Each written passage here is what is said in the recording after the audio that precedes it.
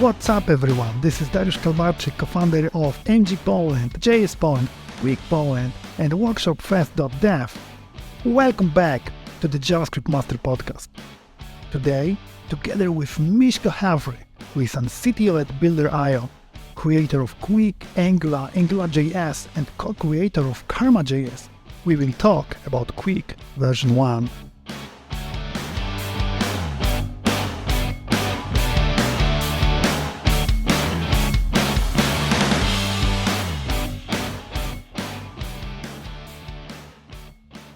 Hi Miško, how are you today? Hi, how's it going? Good to see you again. Good to see you. I think we can start with what's new in the world of Qwik since we last spoke, and then we will go in deep. What do you think about that? That sounds wonderful. Let's try that. So what's new in the world of Qwik? I think we're working super hard on version 1.0, and so maybe we should deep dive into what does it mean, etc. So, when you talk about version 1, I think there's two parts to it. One is the technology ready? And the second part is, will the newcomers have a good experience when they show up, to try it out?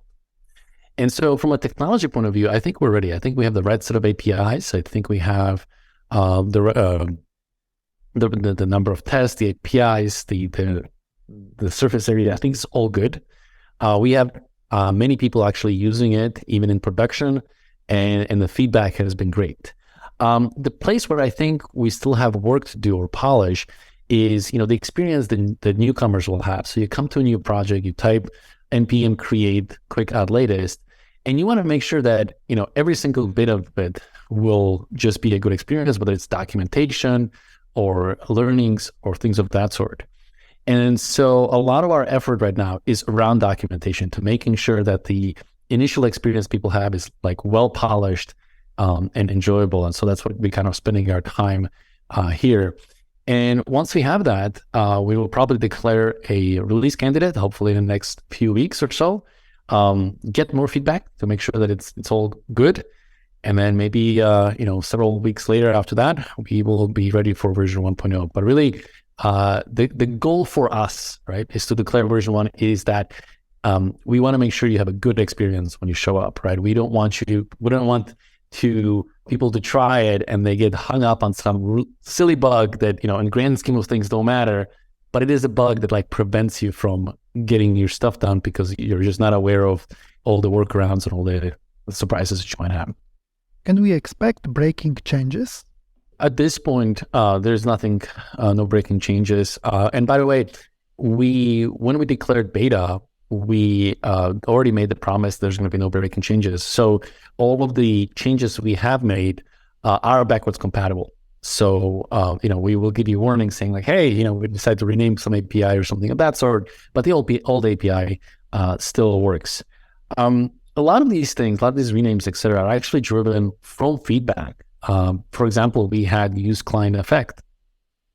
And the trouble with the naming of use client effect is that people have preconceived notions of what use effect is. They come from the React world and they're like, oh, I know what goes here. And they immediately bring with them the mental model that they have and they start throwing things in there.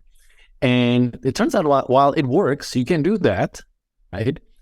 If you don't change how you think about it, you'll end up building kind of the React app with the React shortcomings, right? To us, use client effect, or what used to be called use client effect, it has been since renamed to use visible task, is a kind of a last resort, because what it does is it eagerly executes on application startup, right? All this work we have been putting in to making sure that Qwik is resumable, so there is no JavaScript that has to eagerly execute on application startup, right? Sometimes you don't have a choice. Let's say you have a clock and the clock updates every second, right? You don't have a choice. Somewhere you have to set up the set interval and you have to execute it eagerly. But it should be like a last resort, right? You should try to solve it in other ways first. And it's only when nothing else works do you say, okay, I need to do it this particular way. Trouble with calling it use effect, though, is that everybody's immediately reaches for it. And you're well, wait a minute. You're reaching for the thing that we're trying to tell you like this should be the last resort. And so people use it, for example, to setting up listeners or any other behavior like that. I actually even saw somebody who was trying to use it to eagerly start downloading code, and we're like, wait a minute, like we already do all this stuff for you, right? Like you don't need to eagerly download code. You don't need to set up listeners. So just don't use it this particular way because that's really not what it's meant for. So many of these renames are actually driven by just like learning what people do and kind of understanding like, why is it that you chose this path? What was it that kind of made you think this particular way? And kind of our conclusion was like, well, it's because it's named too close. And so as a result, people think that they know what it is. And there are semantic differences between what use effect is in React and what use visible task is in Qwik. As we are already talking about React, what is Qwik React? Yeah, Qwik React. So that's it's a good, actually, a topic. So Qwik is React has a huge ecosystem, right? Like it's hard to argue with that. And there's a library for just about anything. On the other hand, Qwik is new.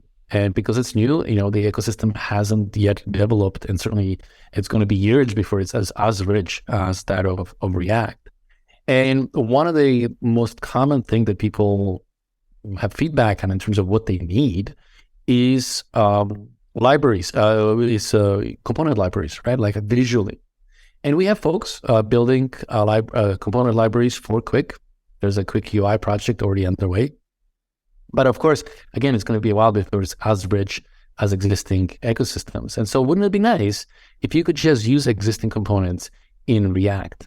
In Qwik. And so Qwik React serves that purpose, right? It serves the purpose of like, there's an existing component library that I want to bring in, but it also serves the purpose of, I have an existing React application and maybe I want to migrate to Qwik, but I don't want to pay the cost of migrating all of the application all at once.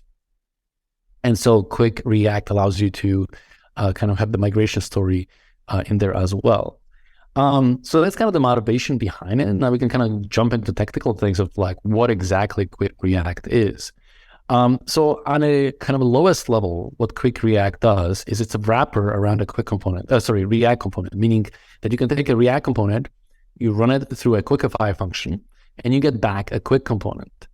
And what the Qwikify function does is several things. First of all, it does lazy loading, so that the component gets lazy loaded. It also does hydration of the React component, but it does lazy hydration. So it's intelligent enough to kind of understand like, hey, I don't need to hydrate you eagerly. Maybe I need to only hydrate you if one of the inputs change, or maybe if there's a interaction, or maybe when the component becomes visible or there's a mouse hover over it or something like that. So you specify kind of the criteria under which the hydration happens, and then you can go ahead and do that. And so what a Qwik React does in a way is create React islands.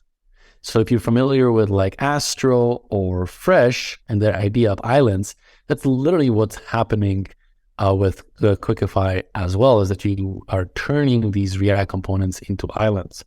But there is an advantage, I think, here that doesn't exist in something like Astro or Fresh, which is that when you have islands, one of the problems you have to solve is inter-island communication, right? If you have a single large application, then the way you communicate between components is like, well, the framework already has mechanisms for doing that. But if you have islands, well, then you need to somehow figure out like, how do I communicate between these islands, right? And there is really no mechanism. And so Astro has something, I think they amusingly call them boats, if I understand correctly, which I think is cute because boats go between islands. But it's a different thing. Like it's like you have a React component. The React component has use state, but then if the state needs to be shared between islands, then it's a completely different mechanism that you have to kind of go into. And so the nice thing about using Qwik for the inter-island communication is that mentally it's the same mental model for state management, right? Like you just create a store or a signal, and then the right thing happens. And so when you have two islands, two React islands, and one island wants to share state with the other island, you make sure that the Qwik component above creates the common state and shares it with the two islands. And then if one of the two islands goes and mutates the state, Qwik is then intelligent enough to automatically wake up the other island. Wake up means hydrated, right? And then causes it to re-render or update, etc. So I think it's a nicer mental model because it solves the inter-island communication problem, which don't have. There are solutions in other technologies, but they're, in my opinion, not as clean because what you really want is a same kind of mental model that you use for React components. You want to use the same mental model for the inter-island communication. So when you have something like Qwik above you that does the inter-island communication, it can be resumable and all that stuff. It's nice to have the consistent mental model as you move up. So what about limitation of using this React components in Qwik? Yeah, so there's definitely some limitations. So the way to think about it is that each island is its own application, own React application, right? And because it's its own React application, then it might be that you will run into unexpected semantical differences between having a single application or two applications. Now, we do a pretty good job of making sure that things like context can be inherited properly, make sure that the rendering pipeline happens at the right moment, etc. But at the end of the day, it is not the same thing as having a single large React application running this. So because of that, you might run into situations where you will be surprised that it's behaving slightly differently because of all these reasons. But I think it's a good stopgap measure to kind of get started and try it. Now back to version 1.0. What can we expect? I think what we have today in terms of features, etc., are definitely stuff that's going to be inside of version 1. We don't have plans as of right now to add anything else. We can talk about like what else we can add post version 1. But as of right now, what is in Qwik is what you would expect to get in version 1.0. Obviously, a lot more polished. Most of the polish is not about the quality of the code, but really about documentation and discoverability and understanding and so on.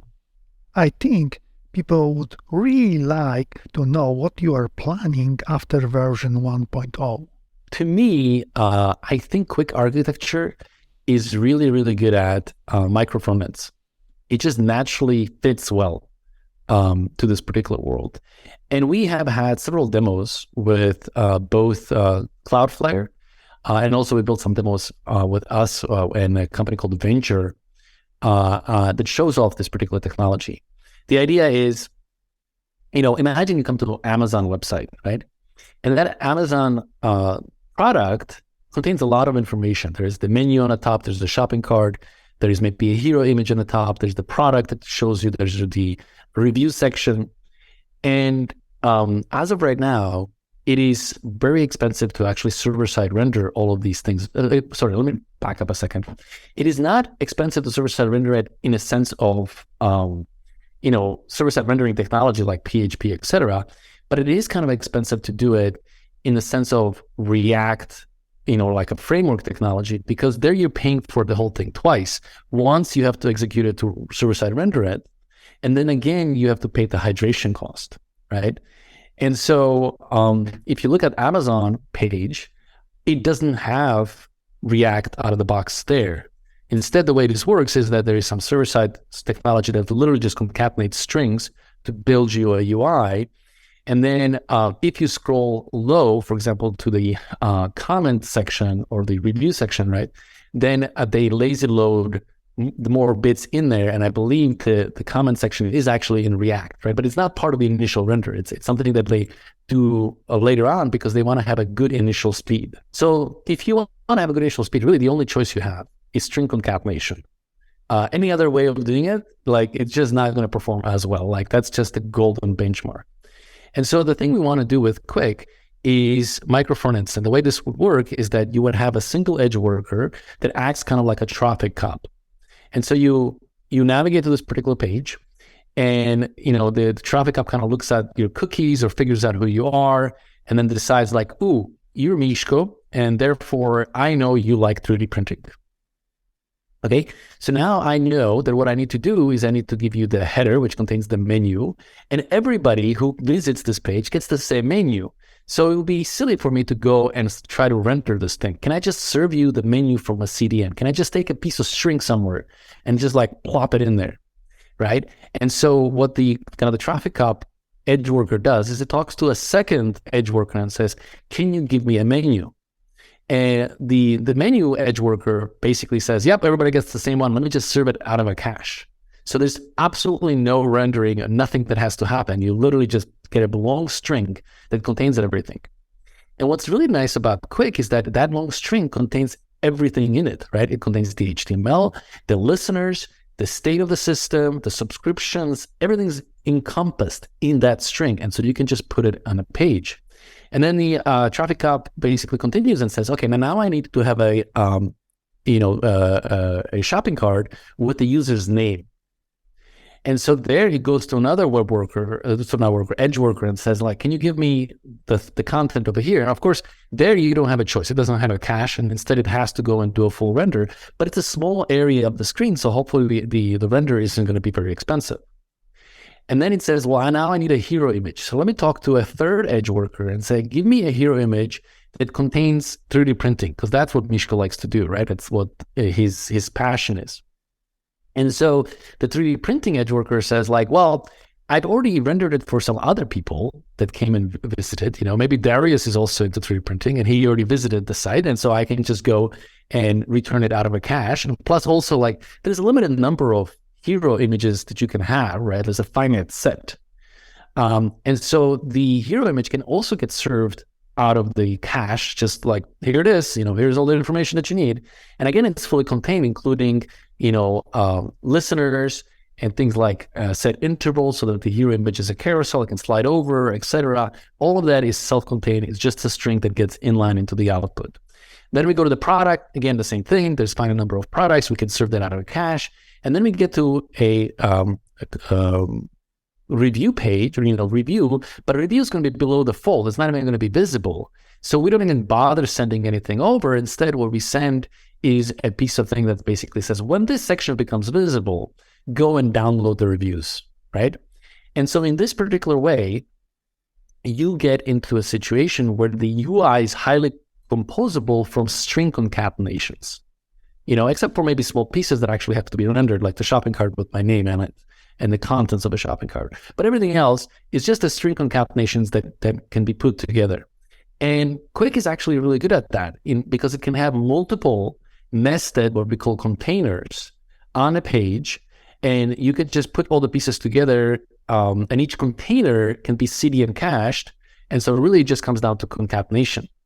The reason why it is difficult to concatenate an existing framework application is because typically an existing application will be a single app. And because it's single app, you cannot concatenate it, because if you start concatenating it, the problem is that eventually that thing is going to do hydration. And when it does hydration, it's going to reconcile the DOM the way it sees the output should be. And so it's not just about making sure the HTML matches up. It is also making sure that the state of the application is such when the hydration happens, it doesn't destroy the concatenation, right? Like if you're using Next.js, you're going to have this thing called _next_data, I believe. And that data basically tells the application how to hydrate, right? Like what is the username, what is the number of items in the shopping cart, what is in the hero image, and so on and so forth. And so you can't just concatenate the output, because you have to concatenate it twice. Once in tuple of HTML, and a second time in form of a JSON that you have to make sure will like deserialize correctly so that the right stuff happens. And so this is primarily the reason why having multiple application sections in the classical sense is difficult. Also, while most frameworks are relatively okay with having, like this section is owned by, framework instance 1, and this section below it is owned by framework section 1. Frameworks usually are not okay for nesting themselves in. So you can't be say like, oh, I own the top thing, and then inside of me, I have the child thing, because now you have to like, there is no easy way to basically tell the framework, like, don't descend into this because this isn't yours. This is somebody else's stuff that happens over here. And so all of these things make micro frontends kind of harder to do. There's problems that you as a developer need to solve. They're not unsurmountable, and there's plenty of people who have built examples showing of these things, right? But it's things that you have to solve for yourself. And so one of the things we want to do in Qwik is just have them out of the box, just solved for you. So this is one of the things that we're really looking to post 1.0. And actually, I have a demo. Let me just look for it quickly. Here we go. So the URL we have that shows off this particular behavior that I described is qwik-dream-demo.pages.dev. So if you go there, you will actually see a mock site where each section of the page is actually served up from a separate URL with a separate worker, but everything gets assembled together in this way that I just described. So I think that's a very big thing that we would like to solve in version 1. By the way, when I say in solve, all these things already work. So from a technology point of view, there isn't much to solve. But they need to be polished from the point of view of like the documentation, make sure you have the easy time going through it, and so on. This demo, for example, works great, but we had to do all kinds of like, I wouldn't call it hacks, but like creative ways of assembling things together and making sure that the code fetching works and it correctly is overlaid, because there are like course issues. You can't just randomly start fetching JavaScript from a different domain. And so there's surprisingly many things you kind of have to solve, but they're all straightforward. They're not like you have to come up with a new architectural thing. It's more like making sure you have the right proxies, making sure that the URLs have correct subdomains and all these things, so that the whole thing just kind of works. So yeah, this is one of the things that I think, for those people who like the micro frontends, this is one of the things that I think people find super, super interesting. Is documentation the biggest challenge for the Qwik team right now? Yeah, documentation and explaining how all of these things work and contain together, right? This demo shows that technologically it is possible, and we can do that. There is also another thing that we want to do, or post version 1, and that is out-of-order streaming. And so it's micro frontends, but really taking it to extreme. So the idea I have is that, you're, again, rendering the whole page by taking small chunks and concatenating them together. But you can see that if you come to a shopping cart, which is usually on the top, it will probably take much longer to render than everything else. And so that bit is actually going to be blocking the rendering pipeline. And so wouldn't it be nice if you could just render a placeholder, so to speak, and then continue rendering all the other pieces, and then have the shopping cart return what you want out of order, right? So that's known as out of order streaming, and it is already kind of available. But it's the thing we want to do here is make it so that we can do out of order streaming across micro frontends. Right? It's one thing to say like, oh, I have an application that owns the whole page and I can out of order stream the parts. It's quite another thing to say like, I'm talking to other servers, and the shopping cart server basically saying like, I'm not ready with my response just yet. Could you go and render talk to the next server to get its thing, go get the hero image now, and then come back to me when I'm ready. And so there is some clever multiplexing that has to happen to merge all these streams together in a way where out-of-order streaming becomes possible. So to me, like these micro frontends and out-of-order streaming are two things that I think would level up the game in a way that would be hard for other frameworks to compete. If you look at Amazon has spending huge amounts of time and effort to making sure their websites are fast, and then you have to resort into all kinds of clever tricks like render everything on a server. Because you're running everything on the server, that means you can't run hydration-based frameworks on the client. So instead, they bring in hydration-based frameworks for specific areas, like when you interact with the menu, or when you interact with with the comment section, only those sections are kind of done in the hydration-based frameworks. What I would like to have instead is this idea of like, actually, you can build a page end-to-end in your normal, resumable framework, and then know that you're not paying any startup cost, and that you know that automatically these things get kind of break up by these guide, these things like the menu is one place, the hero image is another, etc. Now, the other nice thing about this particular property is that if you can break up your site in this particular way, you also means that each of these subsections is owned by a different team. So let's say you have a team that is only responsible for the menu system, right? For Amazon, like the menu is actually quite complicated, and there's a lot of, I'm sure, design that goes into it. And so with Micro-frontends, now what you have is not only is the team owning this thing, they're deploying it and rolling it back on their own, independently of other things. So the menu team can deploy their new version of application, the menus, independently of having the hero image people be ready or the shopping cart image be ready. Or if the shopping cart folks discover like there's something wrong with the way I'm rendering this content or the behavior, then they can roll back just the shopping cart without influencing whether or not the hero image people can roll back stuff over there. Because, like, for example, if Black Friday is coming, you want to have the right ads on the site, and you don't want to have to roll back because a bug was discovered in shopping cart, and so you would like to have these things independent so that you can roll forward on the new hero advertisement, but roll back on the shopping cart. And so all of these things kind of become possible with Micro-frontends. My point is that the existing systems aren't really designed for this. And so you really want to have a system where your Micro-frontend really is just a concatenation of bunch of strings. And that's what Qwik is good at, because Qwik can take the whole thing and have it self-contained in just a string. And that string is just HTML that contains everything, right? It contains the server-side rendered content, it contains the listeners, and it contains the state and behavior. It also contains the JavaScript URLs, where more JavaScript should be gotten, what needs to be prefetched, in what order needs to be prefetched, etc. All of that is encapsulated in that one string. How will you address the integration with external libraries?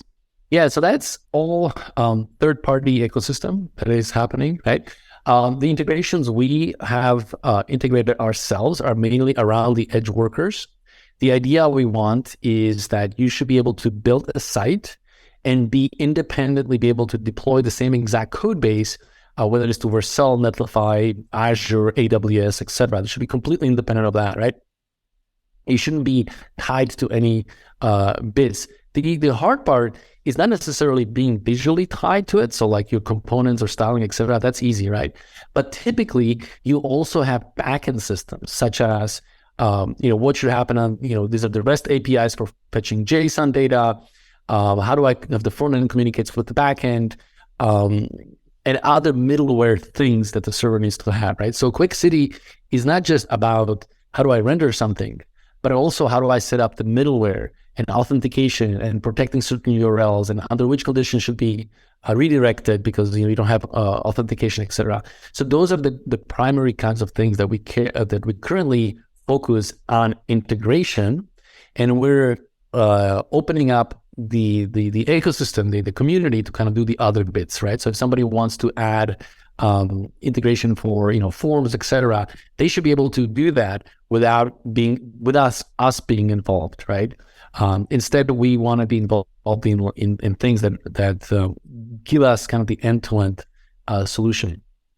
And actually, speaking about end-to-end, I think it's a good point to make is that Qwik's philosophy is kind of different in this particular case, right? If you go to the normal framework, the normal framework says like, I care about rendering. And then you have a meta framework, and the meta framework is like, oh, I care about, fetching the data and then, server-side rendering or something like that. And then oftentimes certain things kind of fall by wayside. So like, who's responsible for prefetching the code? Who's responsible for serialization? Who's responsible for middleware? Who's responsible for, collecting statistics on like which in which order the user interacts with the page or things of that sort, right? So a lot of things most frameworks kind of aren't responsible for. Like, for example, lazy loading is a good example, right? Who's responsible for lazy loading? Most meta frameworks and frameworks will say like, well, you as a developer is supposed to put the lazy loading boundaries into the correct location. And then you as a developer do that, and then you realize, well, it's not so simple because the framework eagerly hydrates everything. So it loads the code even though I put it in the lazy loaded boundary. And then even if you manage to lazy load something, then the next problem becomes, well, who's responsible for prefetching that chunk that you lazy loaded? And it kind of falls on you as a developer, right?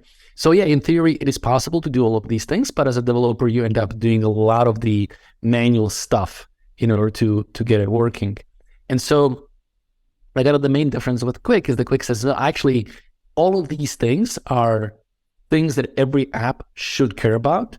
And therefore, it is the responsibility of the framework, right? So middleware, lazy loading, chunks, figuring out which chunks, figuring out which order the chunks should be downloaded, all of those things are fundamentally the things that you have to solve across all web apps. And because you have to solve them across all web apps, it is totally something that the framework should be responsible with. So in some ways, like Qwik and Qwik City, they're the set of problems that these frameworks consider to be their problems is much more expanded than a set of problems that other frameworks consider to be their problems. And because it's an expanded set of things that we care about, we can do kind of a better job of making sure that everything works together, right? So if we discover like, oh, for lazy loading, we need the framework somehow to tell the backend what it's going to do next, right? Because so we can prefetch the correct piece of code speculatively. Well, it's easier for us to do that if we own the whole stack end to end, right? Whereas if somebody's building a third-party library for prefetching code, now it's the third-party library is like, I need to know information about which order I should be prefetching. Who's responsible for giving it to me? And of course, the library can't figure this out. So like typically it's the developer who's responsible, right? It's part of the integration of the third-party library. And these integrations, if you have enough of them, it creates a sufficient amount of friction that it's difficult to kind of put together, work with, etc. So now let's talk about code extraction. Yeah. So code extraction really comes down to this idea of code collocation. So I don't know how it was for you, but the first time I saw React and I saw that the markup and behavior were together in one file, I had a very visceral and negative reaction. And I think a lot of people had that too. And it's only after using it for a while, they were like, oh, actually, this is kind of nice. And I think what's happening is that as a developer, right, there's this purist inside of you. And the purist inside of you says, those two things are separate and they should be separated. The thing that the purist doesn't realize is that there is a cost to separation. It's not free. A lot of the cost of separation really has to do with the fact that the two pieces you separated need to refer to each other, right? They need to be able to say like, this thing here is the thing over there, right? And so typically we solve these through some kind of names or keys or symbols, right? Symbols are just names for variables that we can change at runtime.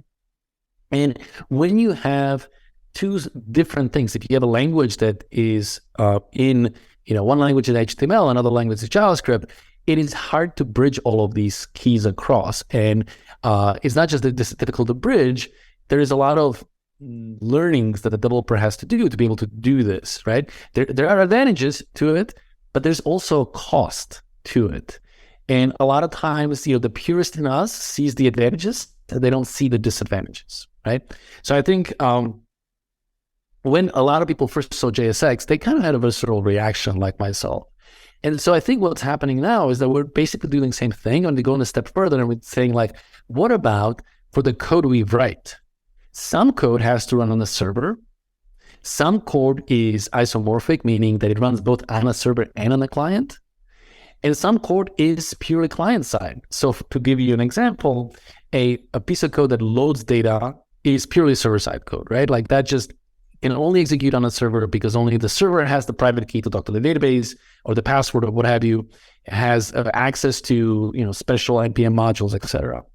A component itself is isomorphic because sometimes it runs on a server as part of SSR, and sometimes it runs on a client as part of an update. Whereas a click listener is always going to run on the client, right? There's no click listener that runs on a server. Like nobody's clicking on anything on a server. And so now you have these three different kinds of code. And you could argue, the purists could argue, like, you should separate them out. And we have been separating them out in the past, where we said, like, well, the server code lives in these files, then the client code lives in these files, etc. But again, you have things like, how do you talk to each other, right? So a perfect example for this is get static props for Next.js. So Next.js needs to be able to load data on a server. And so get static props is the way to do that. And the way this works is that nobody is allowed to refer to get static props, right? Because if you refer to it, then the tree shaker can't remove this, and therefore the client will have a reference to the get static props. So instead, the way this works is that a get static props is a well-known export, right? And only the server knows how to get a hold of it, because server uses reflection to dynamically import a particular file, and then using reflection, it goes and looks up that well-known export. And because it's all done through reflection, the tree shaker can't see this, and therefore tree shaker can remove this piece of code from the client bundle. And people like this. This is an enjoyable thing because they can collocate different pieces of code next to each other, because logically it kind of makes sense, because if you put them across from each other, in separate files, then you have to come up with more names, way of referring to things, and so on. And so code extraction really just takes this idea, but takes it to an extreme, right? The problem with having a well-known export is there's several problems with it. First of all, let's say you want to let's say you want to load data. Well, you can only have one get static prop, right? Which means all of the data need to be loaded from that particular function. But in reality, like if you build real applications, usually you have many sections on a page. And so, for example, one data you want to load is the user logged in? Another data you want to load is, what is the shopping cart information for the particular user, right? What is the hero section? What is the product? And what is the comment section on this particular page? And these are all different things. And, Next.js folks would just say, well, you have to put all of that inside of the single place, but it would be nicer from a composability from the point of view. So you just kind of mix and match and put these things together.